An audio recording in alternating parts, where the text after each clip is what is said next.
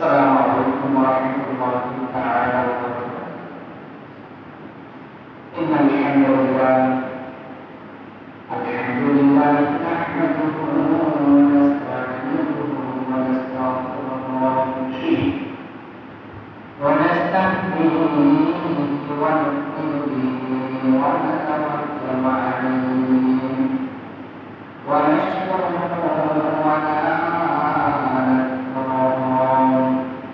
ونعوذ بالله من شرور أنفسنا ومن سيئات أعمالنا من يهده الله فلا مضل له ومن يضلل فلا هادي له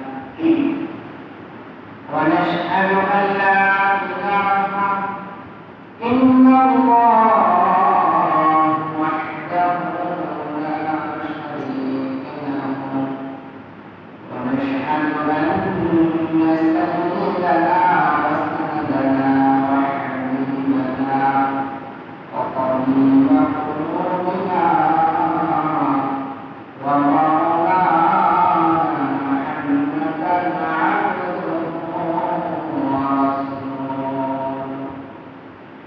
أرسله بالحق بشيرا ونذيرا وداعيا إلى الله بإذنه وسراجا ومنيرا أما بعد فأعوذ بالله من الشيطان الرجيم يا أيها الذين آمنوا إذا نودي للصلاة من يوم الجمعة فاسعوا إلى ذكر الله وذروا البيع ذلكم خير لكم إن كنتم تعلمون صدق الله العظيم وصدق رسوله النبي الكريم وشرع لنا فيه صلاة الجمعة مقام صلاة الظهر تفضلا من العزيز مع الله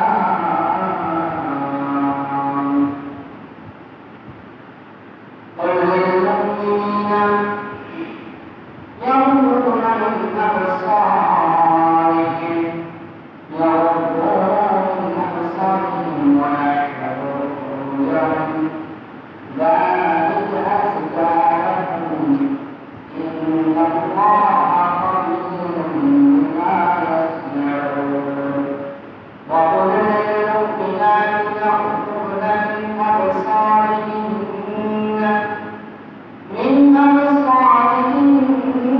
ويحفظن فروجهن ولا يبدين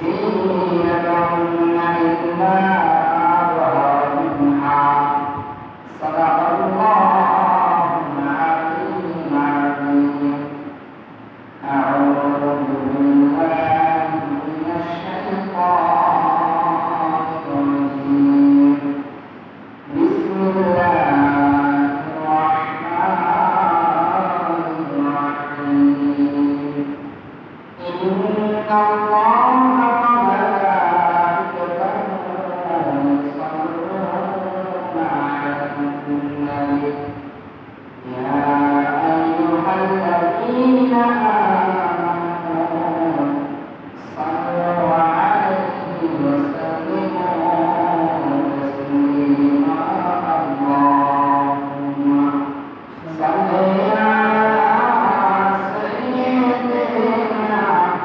محمد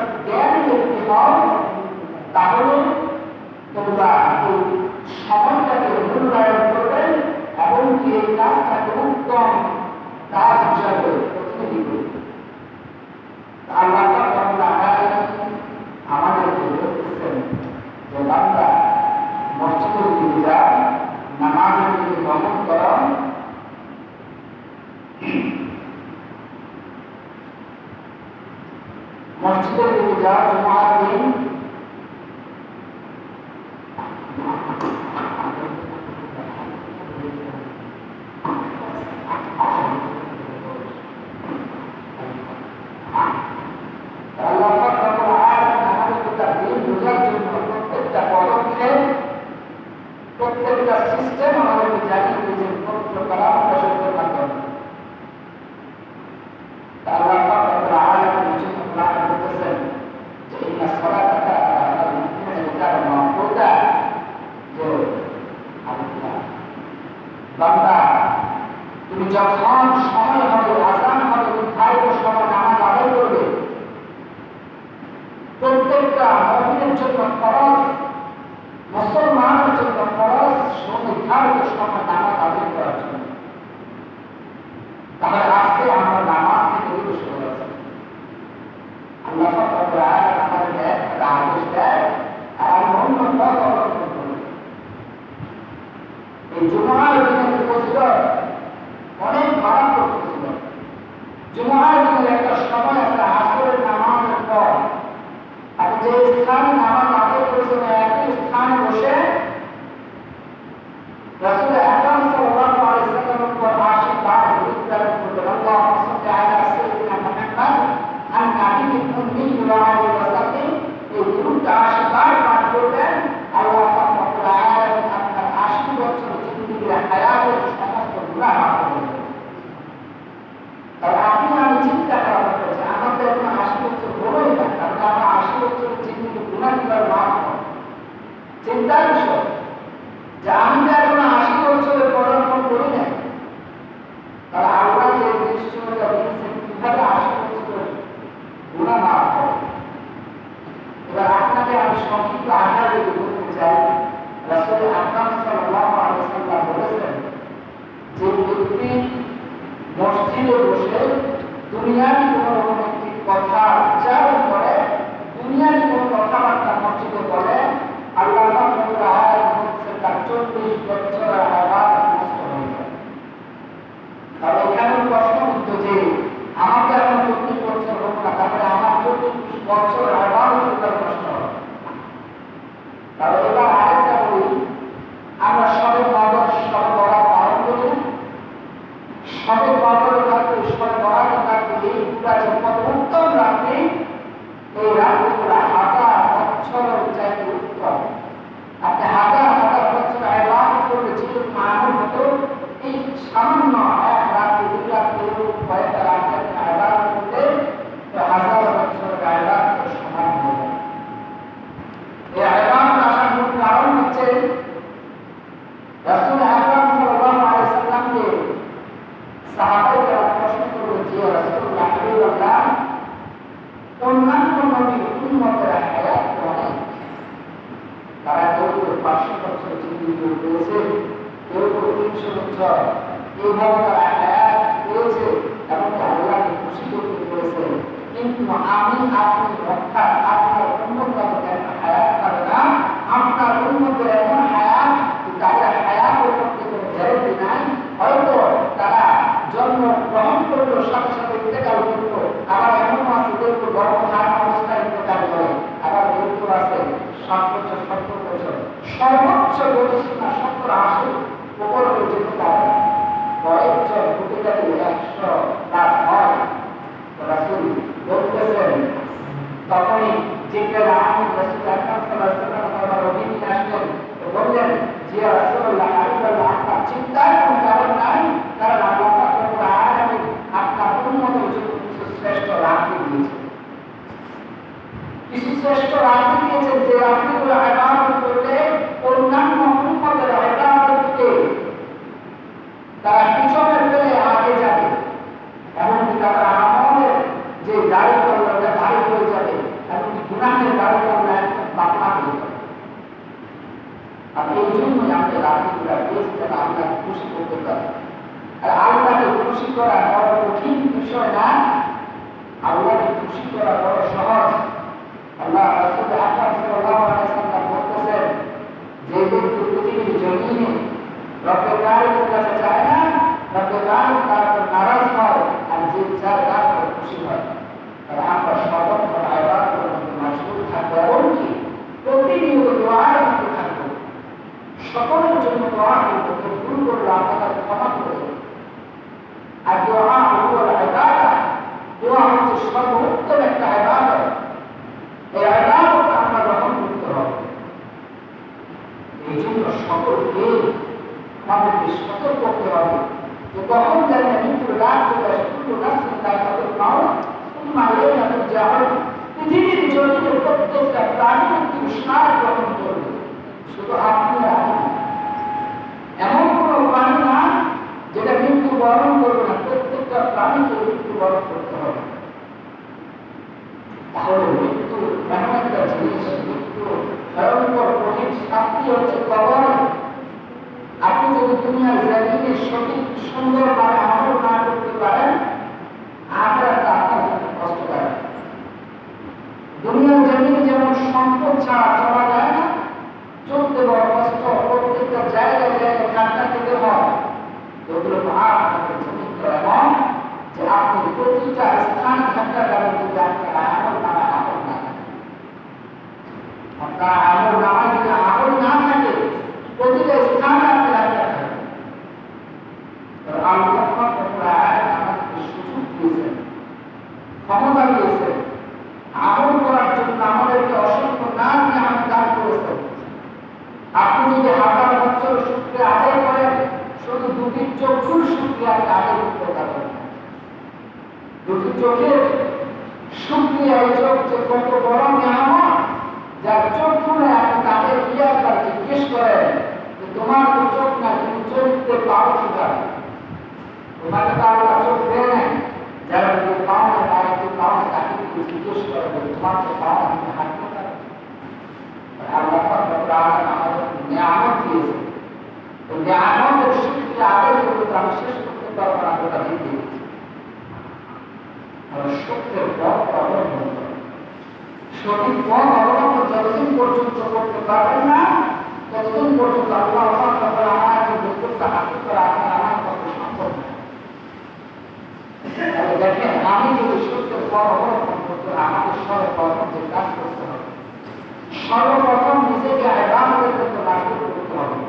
আর ওই ইবাদতের আগে আমাদের সর্বপ্রথম আমার ইমানকে তাজা করতে হবে, আমার ইমানকে ঠিক করতে হবে, মজবুত করতে হবে।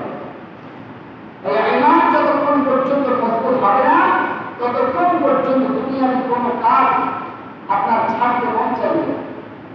দুনিয়া প্রত্যেকটা বাজার থেকে আপনাকে যদি বের হতে হয়, কারণ ইমানকে মজবুত করতে হবে। এই ইমান মজবুত হবে রাসূল আকরাম সাল্লাল্লাহু আলাইহি ওয়াসাল্লামের মহব্বত এবং প্রেম নিয়ে। যদি রাসূলের প্রেম অন্তরে রাখতে পারেন, তাহলে ইমান আপনার মজবুত হবে, সত্যের পথে চলতে হবে। তবে ইমান যখন আপনি মজবুত করবেন, তখন আপনি ইবাদতে শান্তি পাবেন। আপনার ইবাদত আছে না নাই আপনি বলছেন, তখন যখন দেখবেন ইবাদতে বড় শান্তি পাওয়া যাচ্ছে, ইবাদতে বড় শান্তি পাওয়া যাচ্ছে, তখন বলবেন যে হ্যাঁ আমার ইমান আছে।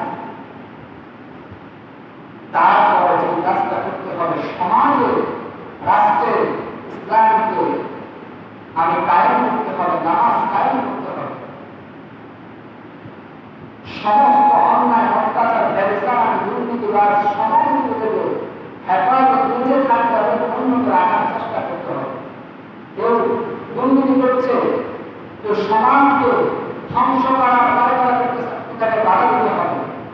তাহলে আমার ইমান মজবুত থাকবে। নাহলে ইমান নিয়ে কবরে যাবেন, কবর বড় অন্ধকার একটা জিনিস। দুনিয়ার জমিনে রাখতে গেলে কেমন করে হয়েছে শুরু হয়ে যায়, আর কবর যখন রাখবে দিন দুপুরে এত অন্ধকার, রাতে যাবে কি অন্ধকার, কিভাবে থাকতে হয়? দিলে একটা কষ্ট করবে। কারণ পৃথিবীর জমিনে প্রত্যেকটা মানুষের জরুরি হচ্ছে সবচেয়ে বড় আঘাত। আপনার বেদনকে ইনসাফ কায়েম করবে। আল্লাহ বলতেছেন, যখন তোমার ইমান পরিপূর্ণ হবে, তখন তুমি তোমার ঘরে ফিরে যাও। তোমার ঘরে তোমার মা, বোন, স্ত্রী সকলকে পর্দার মধ্যে আবদ্ধ করা, কারণ তাদের জন্য পর্দা হচ্ছে মূল ভক্ত। বর্তমান সমাজে কয়েকটি গ্রুপ, যেমন একটি আছে হিজবুত তাওহীদ। হিজবুত তাওহীদের এক বোন কোরআনের আয়াতকে উপলব্ধি দিচ্ছেন, আল্লাহ পাক তাআলা বেশি বেশি বাড়াবার নিষেধ করেছেন। আল্লাহ রাব্বুল আলামিন উনি যে আয়াত করেছেন পর্দার বিষয়, আল্লাহ রাব্বুল আলামিন এখানে কোরআন কারিমে বলতেছেন وَقُلْ لِلْمُؤْمِنِينَ يَغْضُضُّ مِنْ أَبْصَارِهِنَّ وَيَحْفَظْنَ فُرُوجَهُنَّ وَلَا يُبْدِينَ زِينَتَهُنَّ إِلَّا مَا ظَهَرَ منها।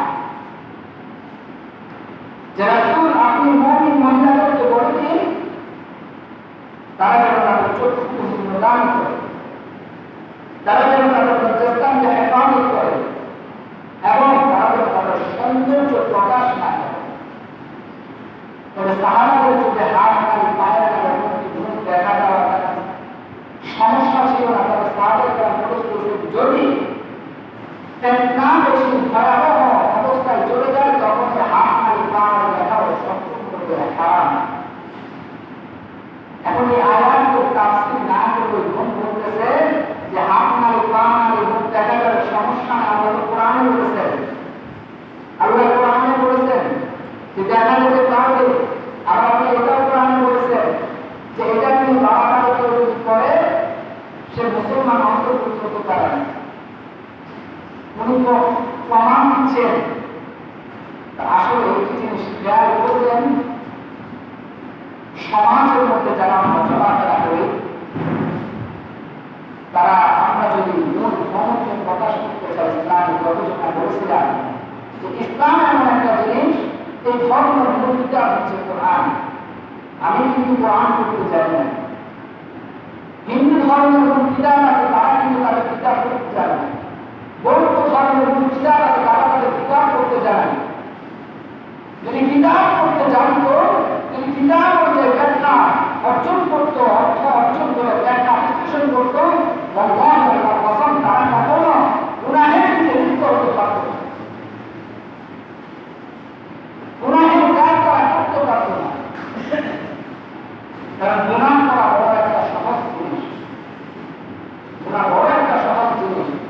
যখন আদম আলাইহিস সালামকে সেজদা করার জন্য শয়তানকে বলেছিলেন ইবলীসকে, তখন সে কি করেছিল? قال رب الملائكة اسجدوا لآدم فسجد إلا إبليس أبى واستكبر وكان من الكافرين। যখন তাকে সেজদার জন্য আহ্বান করা হলো তখন সে অস্বীকার করলো যে রব্বুল আলামিন আমি তাকে সেজদা করতে পারবো না। তার কারণ হযরত আদম আলাইহিস সালাম হচ্ছে মাটির তৈরি, আর আমি হচ্ছে আগুনের তৈরি। আগুন শাসন করলে মাটি নিচের দিকে নামে, তাই আমি আগুনের তৈরি মাটির জিনিসকে আমি সেজদা করতে পারবো না। আল্লাহ রাব্বুল আলামিন বলতেছেন তুমি ইসলাম গ্রহণ করো, অস্বীকার করেছো। ইসলাম শব্দের অর্থ আত্মসমর্পণ করা। যেখানে তুমি আত্মসমর্পণ করতে পারবে না তুমি বেদিত কাটার এবং আদর করবে, নাস্তিক করবে। তো শয়তান বলল ঠিক আছে আপনার নাম আমি শয়তান বলা। উনি কেমন এলেন ছিল যে এলেন যখন তাদের সরকার ছিলেন, উস্তাদ ছিলেন। আমাদের বর্তমান সমাজে কিছু কিছু আয়োজন আছে যাদেরকে দেখতে এত বড় আয়োজন করা অনেক বড় আয়োজন, লক্ষ লক্ষ মানুষ তার জন্য পাগল। তার একটা ওয়াজে কোটি কোটি লক্ষ লক্ষ মানুষ হয়, তাই বলে ভাইদের কাছে হকারে আয়োজন। আপনাকে নিজেকে বিবেচনা করতে হবে যদি সে সঠিক মতো আসে কিনা। তার উদাহরণ বাস্তবতা হচ্ছে দেশ, কারণ সে ফেরেশতা ওস্তাদ ছিল, কারণ দেখেন তার কেমন এলেন ছিল। সেই এলেনও যদি তাকে অহংকারী বানায়, আর আমাদের বর্তমান সমাজের আয়োজন কেমন হতে পারে বোঝা যায় না।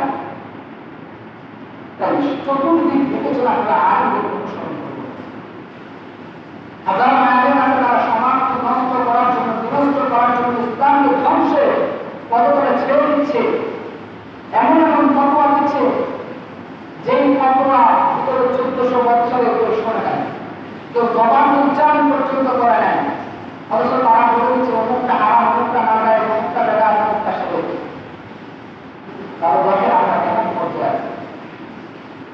হিজবুত তাওহীদ এমন ভাবে সমাজে প্রচলন করতেছে, আবার বলতে বলতেছে লা ইলাহা ইল্লাল্লাহ মুহাম্মাদুর রাসূলুল্লাহ আবার কেউ বলতেছে যে হযরত আদম আলাইহিস সালাম দোয়া করেছিলেন রাসূলের নাম দিয়ে জান্নাতের গেটের মধ্যে লেখা ছিল ওটা নাকি দুধ। আবার কেউ বলতেছে মুফতি আলাইহিস সালাম আমার ভাইয়ের সাথে হাদিস সম্পর্কে বলছেন। তাদেরকে যখন জিজ্ঞেস করা হলো মুফতি আলাইহিস মানে কি? তারা বলল যে কালেমা লা ইলাহা ইল্লাল্লাহ মুহাম্মাদুর রাসূলুল্লাহ এটা যে গেটের মধ্যে লেখা আছে তন্মধ্যে এটাই হচ্ছে জান্নাতুল সালিম। তাহলে দেখেন এই কালেমা আমরা এই কালেমাটা গুণা না, এই কালেমা পড়ে আমরা তো জন্মগতভাবে মুসলমান, তাই আমরা দেখতে পাচ্ছি ইসলাম যে কত শান্তি একটা ধর্ম, আমরা জন্মগত মুসলমান তাই দেখতে পাচ্ছি না। অন্য ধর্ম থেকে, হিন্দু ধর্ম থেকে, খ্রিস্টান ধর্ম থেকে ধর্মে এসে আল্লাহ রাব্বুল আলামিনের দরবারে মাথাটা ঝুঁকে দিতাম, তাহলে বুঝতাম যে ইসলাম ধর্ম হলো শান্তির ধর্ম। আমি সংক্ষিপ্ত আরো একটা কথা বলি, যেমন দেখেন আমাদের যে কিতাব কোরআন কারীম, এটা হাজার আয়াত কোরআনের তাফসীর করে, হাজার আয়াত আমি বুঝিয়ে দিচ্ছি যে কোরআন কিভাবে মানতে হয়, কিভাবে জানা করতে হবে। কিন্তু সংক্ষিপ্ত আকারে যদি বলতে চাই যে হিন্দু ধর্মের যে কিতাবগুলো আছে, আপনি তাদেরকে একদিন জিজ্ঞেস করবেন, দেখা হলো আমাদের অঞ্চলে আছে না, তাদেরকে জিজ্ঞেস করেন তো যে আপনাদের কোনো প্রদীপ কি আপনাদের কিতাবগুলো একবার করে শুনেছে? তারা বলতে আমাদের কিতাবগুলো ঘটেছে। তার কারণ কি? কারণ কিতাবের মধ্যে আছে যে 9-10 কোটি নাম যে আল্লাহ একজন, আমাদের সৃষ্টিকর্তা একজন, আল্লাহ ব্যবহার করে না, কিন্তু এখানে বলা যে আমাদের সৃষ্টিকর্তা একজন। ওই একজন ব্যতীত অন্য কারো আমরা অনুসরণ করতে পারবো না, উনি যেভাবে বলা হতে পারে। তো তারা তো কিতাব জানে, ধর্ম পালন তো কিতাব জানে না, হাজার মূর্তির পূজা করে, কিন্তু অবশ্য তাদের কিতাব করে পূজা নিষিদ্ধ, কোন মূর্তি আকৃতি বানিয়ে পূজা করা যায় না। যদি সংক্ষিপ্ত আকারে বলতে চাই, যিনি আমাদের সৃষ্টিকর্তা আমরা তাকে দেখি না, আমরা তাকে দেখি না, কিন্তু আমরা যদি বলি না আমরা তো মুসলমান, আল্লাহ রাব্বুল আলামিন সৃষ্টি করেছেন, আমাদেরকে সৃষ্টি করেছেন, খালাকাল ইনসানা মিন আলাক, মানব জাতি সৃষ্টি, জিন জাতি সৃষ্টি করেছেন, তাহলে আমরা এক কাজ করি, আমরা রাসূলের আমরা আল্লাহ রাব্বুল আলামিনের মূর্তি তৈরি করি, আমরা তো আল্লাহকে দেখি নাই, কিন্তু আর আমরা যেভাবে ইচ্ছে ওইভাবে মূর্তি বানাচ্ছি। কিভাবে বানাচ্ছি? তো কিছু কিছু লোককে আমাদের মাথা বের হওয়া শুরু করেছে যে হ্যাঁ এমন ভাই আল্লাহ ছিলেন, আল্লাহ এমন ছিলেন, এমন ছিলেন। এটা কিন্তু সেরে তারা আমাদেরকে বুঝতে হবে, বোঝার জন্য আরো বুঝতে হবে।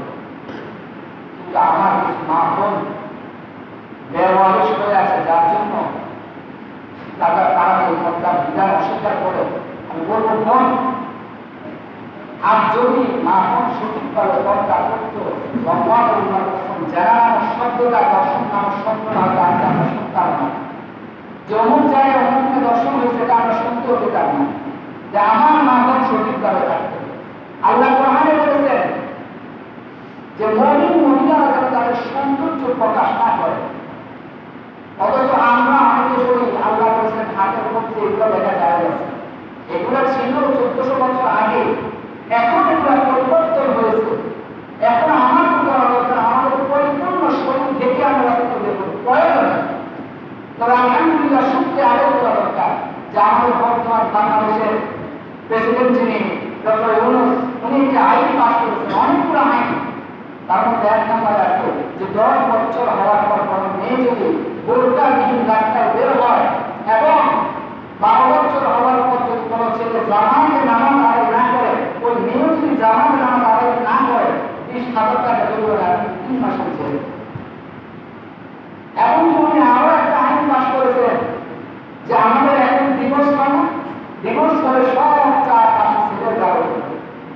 উনি বলতেছেন যে যদি ছেলে ডিভোর্স দেয়, ছেলে যদি মেয়েকে ছেড়ে দেয় তাহলে ছেলে টাকা দেবে, আর যদি মেয়ে ছেলেকে ছেড়ে দেয় তাহলে মেয়ে টাকা দেবে। এটাই তো আমরা চাইছি, এটাই তো আমাদের প্রযোজ্য। আরো আইন পাস করেছেন যে বর্তমান সময়ে এই আগামী মাসে সেপ্টেম্বর 1 তারিখ থেকে মসজিদ মাদ্রাসার সমস্ত বের মওকুফ করে দিয়েছে। সেপ্টেম্বর মাসের 1 তারিখ থেকে সমস্ত পর্নোগ্রাফি সাইট, সকল যে ন্যায়ের যুগে সমস্ত পর্নোগ্রাফি সাইট একদম বন্ধ করে দেওয়া হয়েছে। এর যে আর চাওয়া আমাদের কি আছে? আমাদের এগুলো হচ্ছে আমরা ইসলামের সৌন্দর্য চাই। বিগত বছরে যারা শাসন করেছে বাংলাদেশ স্বাধীন হওয়ার পর থেকে এমন আইন কেউ পাশ করে নাই যে একটা মেয়ে 10 বছরের পর পর্দা এই আইন কেউ পাশ করে না, যে যাই করেছে কিন্তু এই আইনগুলো কেউ পাশ করতে পারে না। তাহলে শুক্রিয়া আদায় করা হবে। তো কারণ আল্লাহ আমাদের কোন ভালো চায় আপনি আগে করতে পারবেন। সময় থাকতে সঠিক দিনকে বোঝার চেষ্টা করুন। যেমন জুমা একটা জিনিস, এই দিন ফজিলত যে জানে সাহাবায়ে কেরাম জানতেন দিন সম্পর্কে। সাহাবায়ে কেরাম ভুলেও দিনকে বাদ দিতেন না। আরে আমরা তো বন্যা আল্লাহ তাআলা দিয়েছেন কেন? বান্দা গুনাহের মধ্যে লিপ্ত এমন ভালো আল্লাহ রাসূল তাআলা বুঝিয়েছেন যে তুমি বেশি করলে আমি করছি না, তার কারণ রাসূলের দোয়া করেছেন তোমাদের জন্য। আমি কোন সময় বন্যা দিচ্ছি, কোন সময় বাইরে দিচ্ছি, করোনা দিচ্ছি, যে কোনো আজাব করে আমি তোমাদেরকে বোঝাতে চাচ্ছি। দেখেন বন্যা হলো গত জুমায় মুসলমান হলো আমরা এমন মুসলমান আল্লাহ যে আমাদেরকে আজাব দিয়েছে তা আমরা নিচ্ছি না। আমরা ভাবতেছি পানি আসছে মাছ ধরে সমস্যা কি, মুসলমান না সামান্য পানির কারণে আপনি আল্লাহকে ভুলে গেছেন। এবার একটু চিন্তা করেন আল্লাহ যখন আপনাকে ভুলে যাবে আসনের মাঠে আপনি কোন পর্যায়ে যাবেন? আপনার কি উপায় হবে? আল্লাহ বলেন আমি তোমাকে ভুলতে চাই না, সর্বক্ষণ আমি তোমাকে মনে রাখবো, তুমি শুধু একবার ভয় পাবে, একবার তওবা করো, আমি তোমাকে ক্ষমা করার জন্য প্রস্তুত আছি। সকলকে অনুরোধ করবো, 1 নাম্বার নামাজের দিকে আসে। মসজিদে সবার হচ্ছে মুসলমান, মুসলমান যদি না আসে মসজিদের কোনো মূল্য নাই। তোমার আগে বলেছিলেন তুমি মসজিদ ততটুকু বড় বড় যতজন মুসলমান ফজরের জামাত হয়। এখন এইখানে ফজরের জামাতে মুসলমান সর্বোচ্চ 3 জন নয়, সর্বোচ্চ 5 জন যায়। এখন ওরকম ভাবে যদি মসজিদ তৈরি করা হয় তাহলে আপনি কোথায় বলবেন জুমার জিনিস? একবার চিন্তা করুন, আপনার জন্য শুধু জুমা ফরজ না, 5 ওয়াক্ত সালাত আপনার জন্য ফরজ। যেইখানে থাকেন মসজিদের সামনে পড়ে জামাত ও জুমা আদায় করেন, 5 জায়গায় নামাজ আদায় করেন, 5 ওয়াক্ত সালাত আদায় করেন। ইন্না সালাতা কানাত আলাল মুমিনিনা কিতাবান মাওকুতা। মুমিনের জন্য 3 সময় নামাজ আদায় করা ফরজ। নামাজ যত বেশি আদায় করবেন আল্লাহর তত বেশি হাসিল করতে পারবেন। অনুরোধ করব মসজিদের দিকে আহ্বান। আর দ্বিতীয়ত সামনে আগামী মাসে আমাদের রাসূল আকরাম সাল্লাল্লাহু আলাইহি ওয়াসাল্লামের জন্মবার্ষিকী। আল্লাহ রাব্বুল আলামিন যে এই দিনটা পর্যন্ত আমরা হায়াতে সকল দোয়া করবেন এবং কি সকলে চেষ্টা করবেন যাতে এই মসজিদে একটা বড় করে একটা আয়োজন করা যায়।